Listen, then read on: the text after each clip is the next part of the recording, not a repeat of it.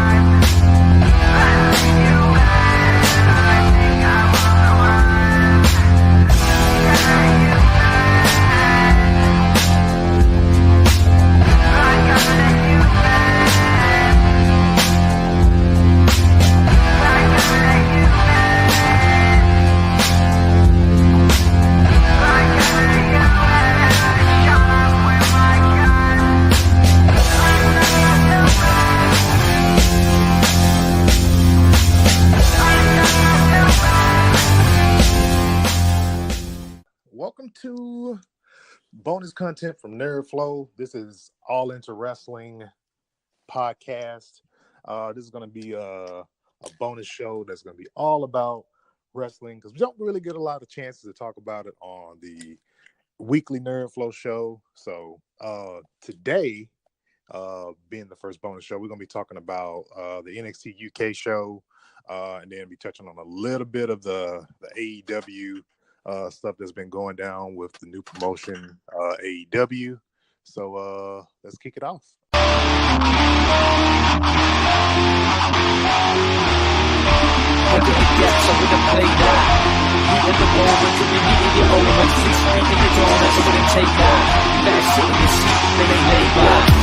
We're one of a kind and nobody knows that. I'm living in irresponsibility, feeling upon the million times I let down. I don't mean to, I've got a good heart. I make mistakes like pressing record in the wrong part. But I'm older, I'm still never grown up. I never tell a lie, I'm always forced to tell the fucking truth. That's a lie, cause I'm never thrown up. I swear that I can fly when I've never had a boner. I'm sticking up for cause I need to be stuck up for not stuck up buggers and living a life by the law. Bless the bumper class, Ross class, ringing all the mans, tell it how it is and never what is missing, keep back. NXT UK Takeover Blackpool happened this past Saturday. Yeah, past Saturday. Yeah. Overall, very good show. Very good show though. What I will say about like NXT UK, like the product is always kind of really hard. Like when it's being such like a, I guess you say like a new show or a new brand or whatever, and it's always kind of like rough when they're getting their feet off the ground because it's kind of like some of the matches for me, like when watching NXT UK and like in its very beginning right now, it's like very rough. It's not like watching like regular NXT, but I would say from like this show in particular, they really kind of proved that that they could put on like some really good matches. I'll say that much. Yeah, because when you look at this is in my opinion, how I looked at it is like this is the first time I think America literally got a taste of British style wrestling, and especially when it being a WWE product. So the only case they ever had of British wrestling was from British Strong Style stable, which is basically Pete Dunne, Trent Seven, and Tyler Bate, and of course the UK tournament that happened not too long ago. So it was, in my opinion, for it to be the first show, it did a solid. I give it a solid 9.1. I give it a 9.1 based off, in my opinion, the match that saved it was Balor and Devlin. In my opinion, that was my favorite. Yeah, match. that was like definitely like that was definitely a shocker for me. Like to have Balor show up, and especially to go against a guy that he trained pretty much. Yeah. And then on top of that, I kind of felt like, I know Finn Balor had put up on Twitter, he was like he put a picture of himself, posing in the NXT UK Blackpool. He was like the real Finn Balor. So it was like, oh yeah, I was about to say, like you can tell, like in that match alone, Finn felt more comfortable in that match more than anything. Yeah, than he feels like when he's on Raw normally for the most part. And then a lot of people even saying around the internet that like people say like, one of Finn Balor's best matches in 2019 so far. So with that being said, I mean, and part of me like also like, okay, with the whole NXT UK brand, you know how in NXT, like in the very beginning, in the inception of NXT, we had a lot of main roster guys that weren't being utilized a whole lot or didn't have a whole lot to do on the main roster. They started making appearances. So I hope this is kind of like a sign of like things to come. We can see a little bit more Finn Balor showing up on NXT UK. We can see the Bar, because the Bar is pretty much a Euro team as well, because Cesaro being Swiss and Sheamus in Ireland. So, and then you have people, even a little bit of the cruiserweights, especially with Buddy Murphy, because you do have Australians on the on the show. Exactly. Like those guys as well. You can bring on people like the Iconics that are not really doing anything on SmackDown right now. That would, as I almost kind of wish, like with NXT UK, I wish it would have came along like some months before, because like, for example, like the Iconics are just not even really being even used on SmackDown for the most part. That could have been an easy transition over to NXT UK, because I know Triple H was saying they did a conference call like after NXT UK, and he was saying like there's some talent that's going to be mainstay for NXT UK, and they're not going to make that transition up to the main roster. And there's just some guys that are just, they can fit into that main roster system that they will send up, but there's some guys they'll be staples of NXT UK, which I don't have a problem with at all. Nothing wrong with that, because when you look at NXT now compared to what happened back before, I say 2012 and around 2012, you would have thought just NXT would have just been like the brand new version of Florida FCW and whatnot, because that's what it was intended to be. And now when you look at NXT, it's like this is literally like a third brand. This could be this might as well be a third brand. And also now that WWE has a performance center out there in the UK, I know we can probably get more talent, but at the same time, it worries me a little bit in terms of the independent scene, because I actually I follow What Culture Wrestling on YouTube, and shout out to them because they do a banging job when it comes to bringing any type of reports, if anything. But we're gonna be their competition. Just a shot right there. So yeah, we come for you. What Culture? We're coming. We're coming. But anyway, yeah. Like I know they have their own promotion out there. Then you have the promotions that Drew McIntyre was in when he left WWE. He was over there, and of course, Pac. He's out there. He's back out there.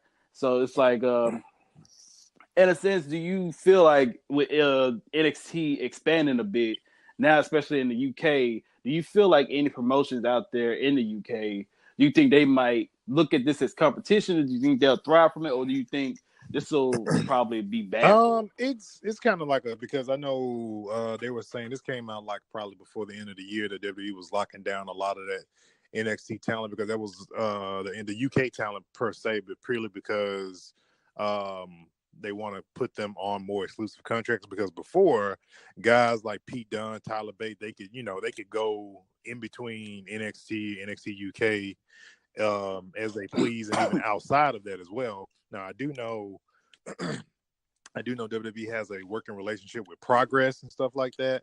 So if anything, they'll probably, those guys will probably still maybe show up in Progress and stuff like that. But you also have now World of Sports, which is another UK promotion for a lot of UK talent with them. And I'm pretty sure that was World of Sports was, I kind of feel that was kind of like that spark for them to start, really taking this whole UK thing, NXT UK or just UK, gathering up a lot of UK talent, starting them to take it seriously, because that World of Sports was something that had at one point had picked up JR as a commentator for, which that kind of fell through because WWE kind of intervened and kind of snatched them up for like some events like here and there on part of the latter. Yeah, like because he had I know he made an appearance. Yeah, he was. I think he was there when Pete Dunne won his his UK title. I think he called that match. So I understood that part. But but I kind of feel like with WWE, the thing is right now they're just like, and this comes from a lot of sources. They're just signing talent just to be signing talent, man, because they feel they're starting to feel the heat from a lot of, especially we're going to talk about it a little bit in a few minutes. We're going to talk about AEW, but we're starting to feel the heat from a lot of other promotions and stuff like that are coming up on the rise and stuff like that, and that are really starting to be competition, which is, never a bad thing. So yeah, it's what we, in my opinion, thrive for. More on the UK Takeover show. For starters, when it came to the first off, I ain't finna lie. I'm finna be completely honest. Those tag team belts are the best looking belts in the WWE I've seen in a long time. In a very, very long time. Like, and I'm very interested to see, since we got the announcement from Vince McMahon on the Christmas Day episode that women's tag team titles will be coming. And the mock-up that we kind of saw looks very similar to the current tag team titles that they have in WWE. So I kind of hope that they kind of put a little bit more emphasis on the women's tag team titles and make those look better as well, and not just a replica of the men's titles, but with just a feminine face on the actual on the belts themselves. So we'll see. But yeah, because I don't want to see no more belts that look like dimes. Yeah, coins. Like coins. Like, man, come on. I don't want to see those. I don't want to see Cesaro and them carrying around nickels, big version of nickels. Exactly. Come on, man. But yeah, no, those UK titles are definitely, the UK brand probably has, hands down, probably the best looking titles out of all the different brands in WWE. A lot of thought and a lot of, design put into those titles, which, like I said, they look very, very good. What I will say, though, I was super shocked that Mustache Mountain did not take the titles, though. I ain't gonna lie, me too, because especially when you look at the momentum of Mustache Mountain, and again, they're part of the British Strong Style Stable with Pete Dunne, you would have thought that all three of the members would have walked out with gold. Yeah. So, but at the same time, I can't get mad at the other team of Drake. And I can't get mad at them. Zach Gibson reminds me of a young Nigel McGuinness, because his style, a lot of his moves and all that stuff are very like Nigel McGuinness like. Very much so. But no, overall, it's just, how they do it. It's really about the chase. And so since the heels do have the championship, it's going to be all about the chase. Mustache Mountain on that chase to finally get those tag team titles. So, right. And on top of that, side note, Tyler Bate, he's incredibly young. So literally, he got plenty of time. The sky's he got so much time, too much time. Yep. That's the thing. He has too much time. But he already, like I said, he already made history. He was the first UK champion there is. So and he's a former NXT tag champion with Trent Seven. Yeah. So to add the UK titles to that mantle, I dig it. But this, even though we said this earlier, but I'm not gonna lie, this is literally the match that just really stole the show for me, which is basically Devlin and Balor, because I saw Devlin pull a move that I haven't seen Balor do since his Prince Devitt's days. And that was a Dreamcast kick, which is like, it was a Pele kick, but still it was like a twisting Pele corkscrew kick that Finn used to do back in New Japan. And I was so desperate to see that kick in WWE. I have yet to see it. I saw the Finn's Pele, but it was like, I want to see the Dreamcast kick. Devlin did it, and it looks it's like old Finn versus new Finn. That whole match. I was like, man, and Finn trained him. I was like, yo, this is so fucking big. I like this. I like this type of stuff. Most definitely. And then we had Toni Storm versus Ripley. Versus Rhea Ripley. Toni Storm took the championship. I like Toni Storm, don't get me wrong. I kind of feel it's almost kind of like a token win a little bit, because what she was going through with the whole picture leak thing that's been happening on Twitter. I feel like Rhea Ripley should have kept it a little bit longer and kind of just went through, go through the roster a little bit more. I'm pretty sure there'll be another reign where she'll be able to do that pretty soon, stuff like that. But overall, that was a good match. One thing I can say, you never really see females throw headbutts. and that happened. Like the headbutts that they were throwing, I was like, you never see this. Like women on Raw and SmackDown, they don't throw headbutts like that at all, ever. Like I've seen Tony before. I've never seen Rhea too much. I've seen, like, I guess you could say, stills of her, but I knew Rhea is a good athlete, especially given her height and what she can and how her physique is. Like, I know she can be a threat. Now Tony, I've seen Tony wrestle before, and it's like, all right, yeah, Tony, she's very popular. And honestly, if anything, for the Royal Rumble this year, I wouldn't mind seeing these two ladies in the Rumble. Like, honestly, I feel like they might make an appearance at I have most. a feeling too. With Especially Tony being the champion, I have a feeling she would definitely probably make an appearance in the Women's Royal Rumble. I'm pretty sure we'll see both respective NXT Women's Champion make an appearance, whether it be Bianca Belair or Shayna Baszler, whoever walks out the champion the night before. Okay, I know this probably wasn't on the incinerator, but I'm finna be completely honest. And I've been saying this for the longest. I was like, okay, we got all four of these people. We have everybody. Ronda, we have Shayna, Ronda, Maria, and Jessamyn. And you have Becky, Sasha, Charlotte, and Bayley. Survivor Series is late on this year. I need to see something. I need something between these eight women. That's going to be the plan. I think either one of the things will happen at the Rumble. Either Shayna's going to be the first one to give Bianca Belair her first loss, and then she'll probably get it back, like WrestleMania weekend or something like that. Because there's not really anybody with that much momentum in the women's NXT division at this current moment that is going to get that big WrestleMania. I mean, get that big WrestleMania weekend win on the next NXT show. Yeah. So I think Bianca would probably be the one that would probably get that win. And then I can purely see, like, Shayna Baszler, like, the following night after losing it, getting called up to the main roster. She'll probably end up going to maybe something like, I'm thinking she'd probably go to something like SmackDown, just because there's nobody as far as on Raw other than Ronda, and I don't think they're going to pit them against one another as of yet. That's probably some years down the road before we see a Shayna Baszler Ronda Rousey match. I have a feeling that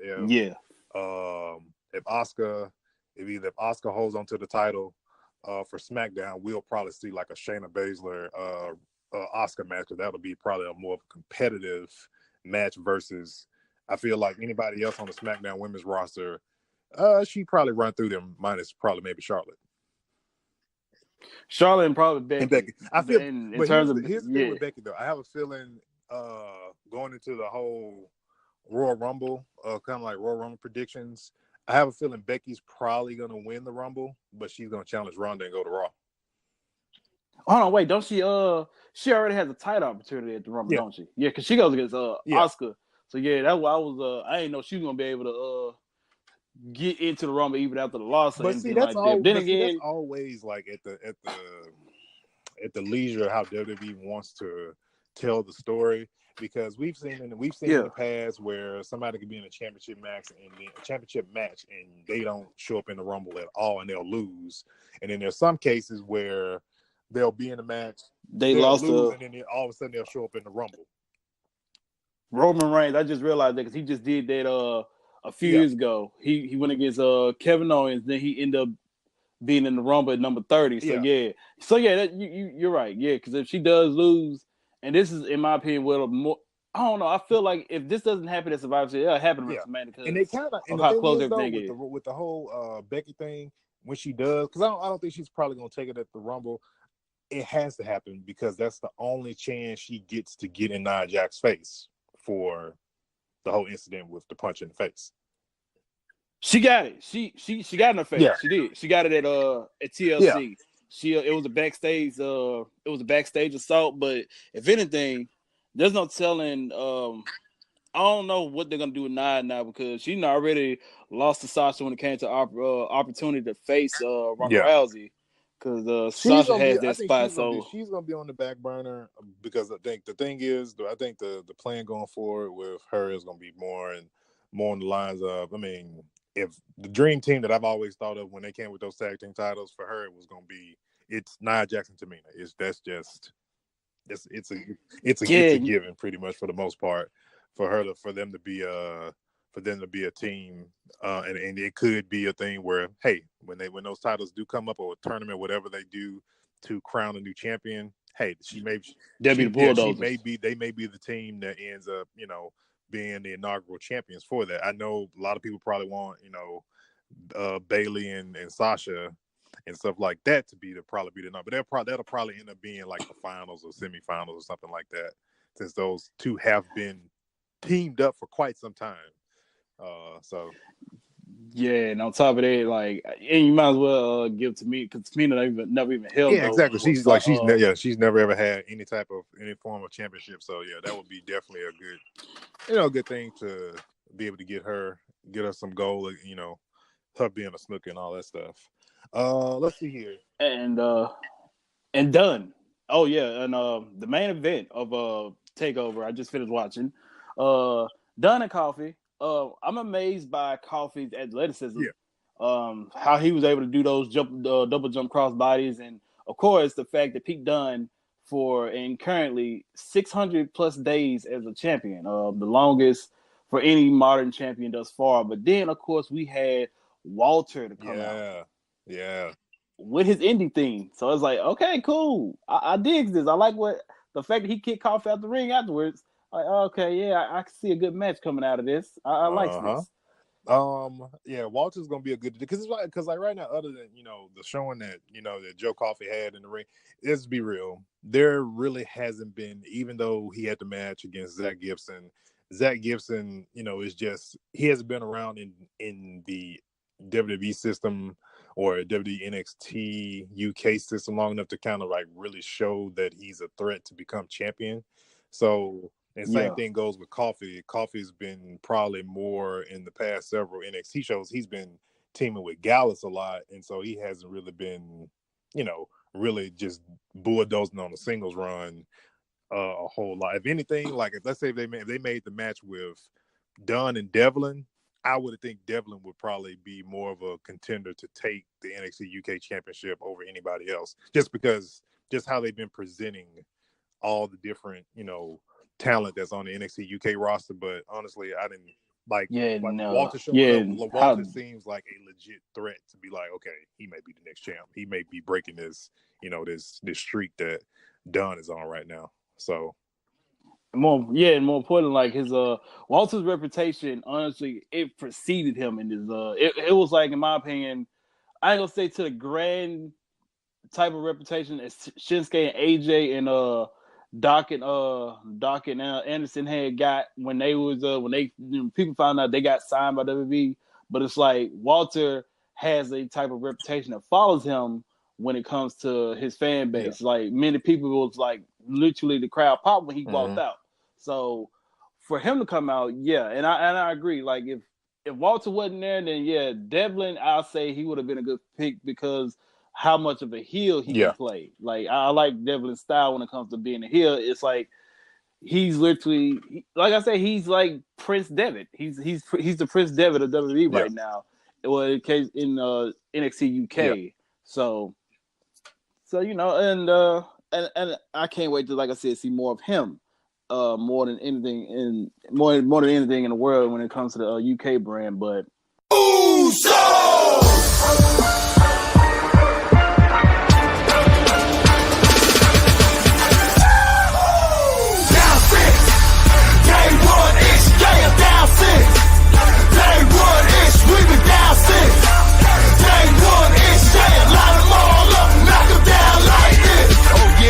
Yeah, Ayus. Let's welcome these fools to the Uso Penitentiary. Hey!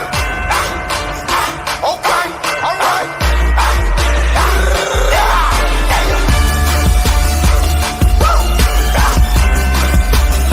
Hey, let's get it, Us. It's not paranoia. It's the Uso. AEW. Yeah, AEW. So they had the AEW Double or Nothing rally last Tuesday in Jacksonville, not that far from where SmackDown Live was going to be that night and stuff like that. A couple things. Coincidence. Wink, wink. Exactly. Wink, they know that was purposeful because the rumor has it is that when the Fox deal starts with SmackDown. When they move over to Fox, they're going to move to Friday nights, and that Tuesday slot will free up. And so there's been rumors on AEW more potentially being a Tuesday show. And then they say right now, I know Jericho did mention, which is one of the signees for AEW with a 3-year contract with AEW, and that they do have 2 major networks that are in potential negotiation to try to pick up AEW, and pretty much going to be like a 2-hour show that they'll be producing on a major network that'll be named at a later date. So,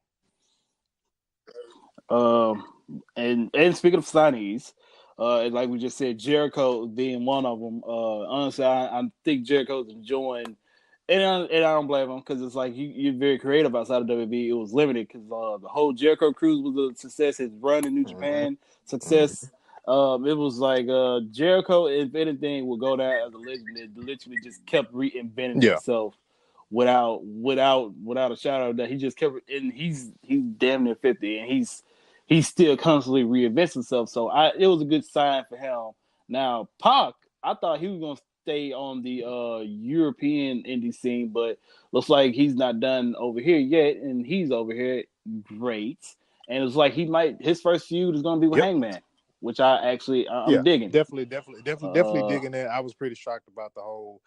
Not really too shocked about the whole Pac signing, because there was a thing about them trying to get him to be at All In, but with him still being under contract and them holding his contract hostage for WWE. Yeah, he was frozen. He was literally frozen, and like the following month, he was finally released a month after All In had happened. So call that a coincidence if you want to, but yeah. So he's finally, and the thing with him, like he doesn't like people like Kevin Owens. He's really good friend with Kevin Owens, Sami Zayn, and stuff like that, and they like Neville, Pac, he doesn't really care. He's not really about the money or anything. He's more about like performing and the art and telling a good story and stuff like that.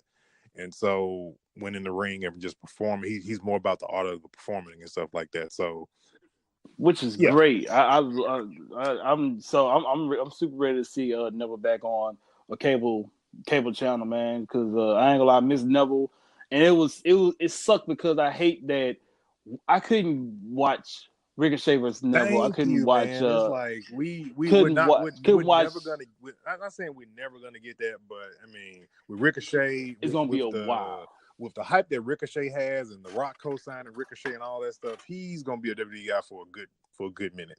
And the only thing that can really even potentially see Pac coming back in would be in a situation, let's say, not sure how long his contract is for AEW, but let's say in the next couple of years or something like that, Triple H could bring him back on as a NXT UK talent or something like that. That'll be the only way I can really see it. And honestly, that's almost, if he wouldn't have got his contract, they wouldn't have granted his release. That's kind of where I would have saw him like ending up and just pulling him out of the cruiserweight division altogether.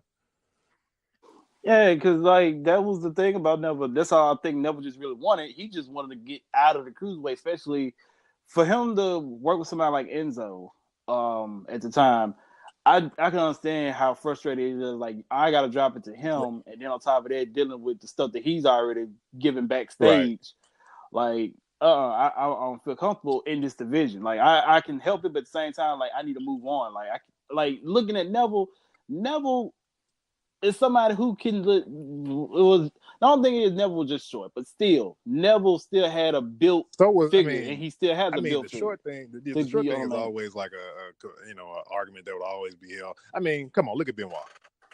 Benoit was short. Benoit, Rey Mysterio, Shawn Michaels, Bret Hart, those were the big guys that Mr. Man has a fetish for. But they still became those top guys. Neville could have been that top guy. He had the muscles that Vince McMahon like. He just didn't meet the height requirement. That's what I'm just trying to understand. Like, bro, Neville is in the best shape, and he literally just got more ripped after leaving WWE. Exactly. It's like, and speaking of WWE, when it comes down to the contracts of the Elite, Cody and the Young Bucks and Heyman, like they were offered a lot of unique deals, even though they turned it down. And from what they were saying, like Cody and the Young Bucks and Heyman, they met with Triple H, and it wasn't like a messy type of thing. They actually was grateful that Triple H met with them the way that they the meeting was Yeah, set I up. heard Even I after actually 12, heard the Bucks were like they were in negotiation with Triple H for like 12 hours. They had got 12 like hours. stipulations on the contract where if they weren't happy with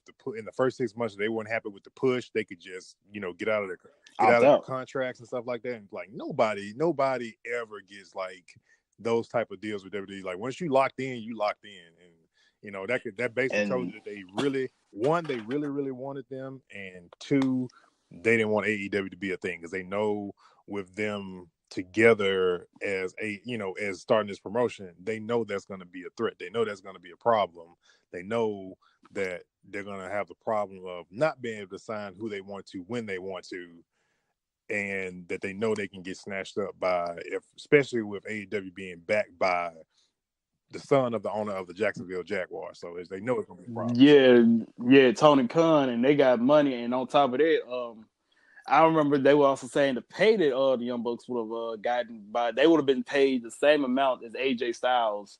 And for Hangman, he would have been paid main roster money, even though he would have been in NXT, and he would have been pushed as a main event talent level in NXT, but would have gotten paid as if he was on the main roster.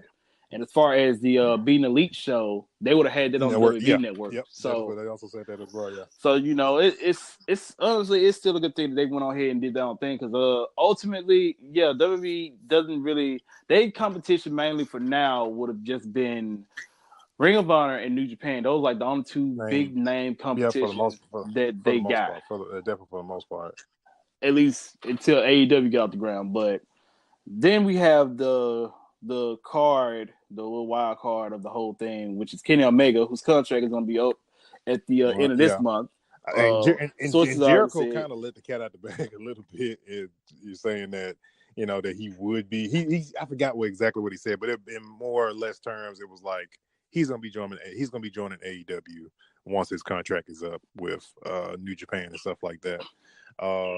It seemed obvious, especially because when it's part of the elite, and it's the elite. But it's like it felt more like it's common sense. But my thing was, I still wouldn't have mind seeing Kenny Omega and WWE mainly just to the degree of like how Kota Ibushi is. Kota Ibushi, he's a freelancer. He's he doesn't. And I can see him probably going to AEW too at some point as well, just because like you said, he's a freelancer. He has not signed a contract with New Japan. No one. There's also anybody. He just comes from money, which is why he doesn't sign. Why he doesn't sign like contract. He's not really. He's another one that doesn't really do wrestling for the money. He does it because he loves it. So. Yeah, so that would have been one thing I wanted. At least I would have wanted to see Kenny Omega just for the crowd reaction to see him pop up in the Royal Rumble, or to at least give us a dream match of him versus Daniel Bryan, him versus AJ now, him versus Ricochet, just to have that type of thing. But then once we got those dream matches, then all right, cool, he can go to AEW because at least it'll reduce his work schedule. He can have a little bit more time to himself. And then after he give us the dream match that we wanted, he can just go to AEW, which is something that we obviously wanted still. But, again, it was very obvious that he'll go to AEW. And one more thing on that, according to the chief brand officer, which is Cody Rhodes, right, Brandy, the men and women that are signed to the promotion are going to get equal pay. So that's a cool thing. I actually think. Yeah, that's definitely a thing. And Brandy Rose kind of gave more clarification on like if it's like a new up and coming wrestler and a male or female, their pay is going to be the same. But in a situation if it's a a bigger name that's going to draw more to the brand and stuff like that, of course, yes, they're going to get paid more. But if it's new guy, new girl, not really too known, and they're coming up in AEW, then yes, they will be paid equally the same unless, they catch fire and they're just like the hottest thing going. So that's definitely a good thing to hear.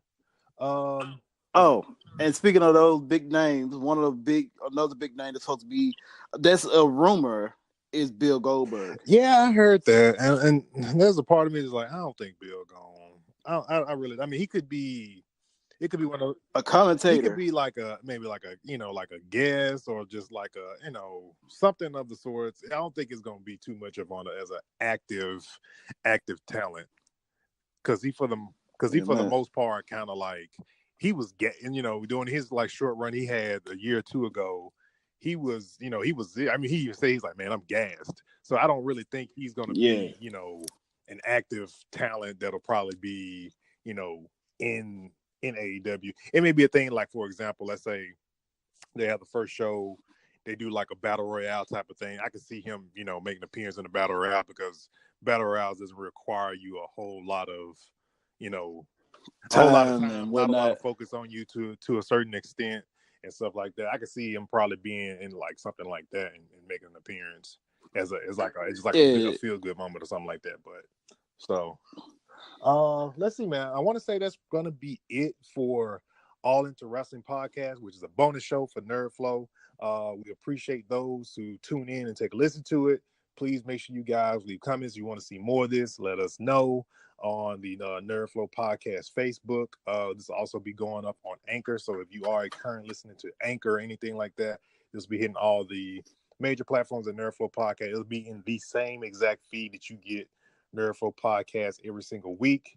We'll be trying to do these on a weekly basis because there's so much to be going on in the world of wrestling. So we want to try to do these as much as we can and kind of, for those who may be on the fence about leaving wrestling or just don't watch it at all and just want to hear what's going on, we'll be trying to give you guys more of that on a weekly basis. So yeah, man, we'll be out of here. Quick side note for those who, like me and Rosie here, play wrestling games, especially WWE 2K19, which is out now on all available platforms. We are getting the next DLC, I believe, on the 22nd of this month, correct. Which is the New Stars Rising pack. So who are you excited to play as? Part of that is that's the easiest. Ricochet. That is who I am going to be playing as. That's who I'm going to probably when the pack drops next week. We'll be probably doing something on the Nerd Flow Twitch channel, Facebook, stuff like that, because I want to kind of go through all the different superstars in the pack and stuff like that. I will probably be creating the Kingdom because we got Adam Cole in the game and we got Mike Bennett, formerly Mike Bennett, which is Mike Kanellis. All I got to do is get myself a Matt Taven, and that'll be the original Kingdom from ROH because I really want to do that because I thought about that when I realized he was in the pack when they announced it, like when the game was being announced. So. Yeah, because I didn't even pay too much attention to it until I was on Instagram. I saw the 2K19 video of the entrance. I was like, oh, that might be fan made. Now look closer. Nah, this ain't fan made. This is real. Oh, okay. I forgot about this. Yeah, they do have a new pack coming out. But you know what's weird? I'm actually anxious to play as Leo Rush. Yeah.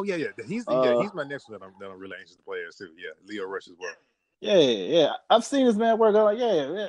But I just want him to stop being a manager. Just be I think they pick him because he does know how to talk. He's definitely a good talker. And I think that's the reason why, because Lashley's not really a talker. Lashley is a silent but deadly type of competitor is what he is. Even when he keep it that way. That's what I know. Way. Yeah, that's how it was when he was in TNA, man. He wasn't doing a lot of talk. The only time he had any type of he would, he'd get on the mic here and there, but it wasn't like long or anything like that. And he would just, he bulldozed through you. So, but I don't want to see this man showing his anus again. Oh yeah, man. That's weird. Yeah, I don't want to see this no more, man. Just let Lashley run through people like toilet paper. Give us the Brock Lesnar and Lashley match before Brock goes. That's what I do want to exactly. But all right, man. Again, All Into Wrestling. We out of here. We'll catch you guys next time. Later.